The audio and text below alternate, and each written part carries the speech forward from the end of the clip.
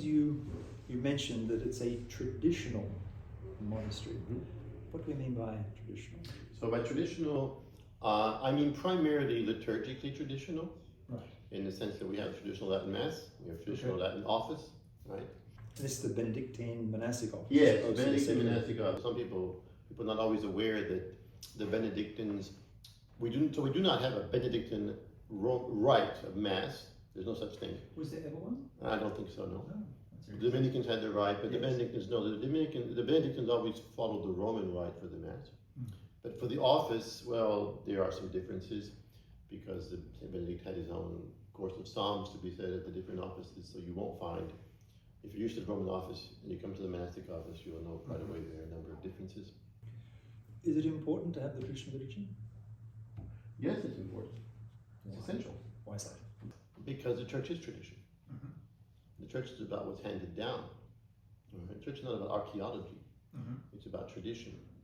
Things are, the essence of archaeology is that you go back and you find things that have not been handed down. Right? Tradition is essential to the church because she hands down her life from generation to generation to generation. And part of that life is the way you celebrate the liturgy. Right? It's not devised by a group of smart people who think, oh, we should do it this way. It's what we receive from our ancestors, from our elders. Okay, and how does that influence the monastery itself? Like, it's one thing to celebrate the traditional Latin Mass or the traditional office. How does that influence the monastery's identity, dynamic, at its heart? How does that influence the monastery? Well, I think that it's all of one piece in the sense that, so excellent question. Talking about monasteries' devotion. Monasteries also have their identity. Yes. Right? Now, broadly speaking, if we're Benedictine, we want to follow the rule of St. Benedict. And every monastery that says it's Benedictine, we have the rule of St. Benedict. However, the Benedictine order is the oldest order in the church. And therefore, you can imagine there are all sorts of local traditions, local ways of living out the rule, practicing it, of outreach to people, etc. Numerous forms. That's why the Benedictine order around the world is divided into what we call congregations, groups of monasteries that have the rule in a similar way. And even within those congregations, each community has its own little traditions. Now, because St. Benedict, again, he was way before any centralization of religious orders was even imagined. For him, each monastery is autonomous. Right. It's just the abbot with his monks, right? And they live the rule, there you go. But each one lives it in a little bit different way, and each one has inherited something different. Now, it's slightly different in the way it's lived out. For us, there are three things that establish our identity. First is that we do that. We seek to follow the rule of St. Benedict as closely as we can, okay? And of course, it's a 6th century rule, so there are some things that, are not applicable. For example, if a monk misbehaves, you beat him, I was going to say, that.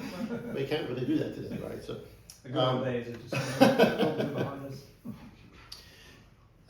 So we follow it as close as we can. So we're founded on the Benedictine rule. We are also founded on a particular way of welcoming guests. Now, in chapter 53 of the Rule, St. Benedict says that the monastery should always be ready to welcome the guests that arrive.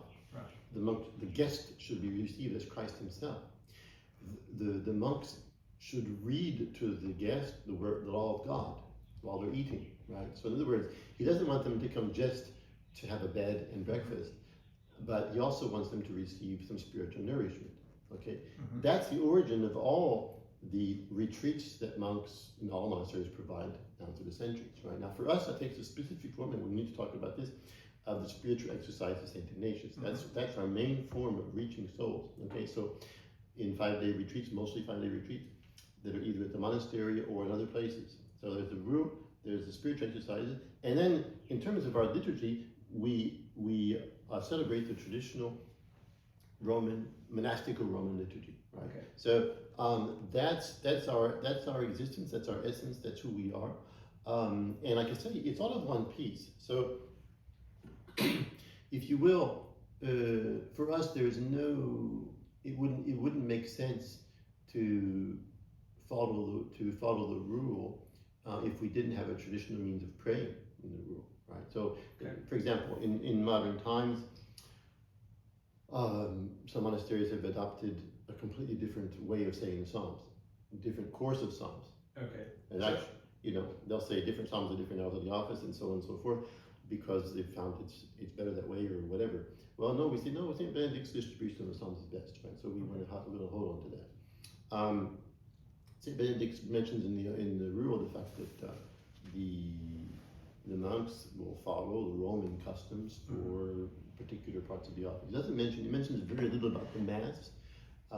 St. Benedict's rule doesn't talk much about that. Very little. It's almost as if it were a given, or because there are discussions among historians actually whether it was that at that time daily Mass was rare, Right. or was it that on the contrary it was so common that he didn't need to feel to. Okay. A bit of discussion there, but I'm not competent to settle that. But one thing is sure is that he wants us to be faithful to our traditions. Right. Right. So for us, we are linked to the history of the Roman Church through her liturgy, her traditional liturgy. Okay. That's what gives us our liturgical identity, right?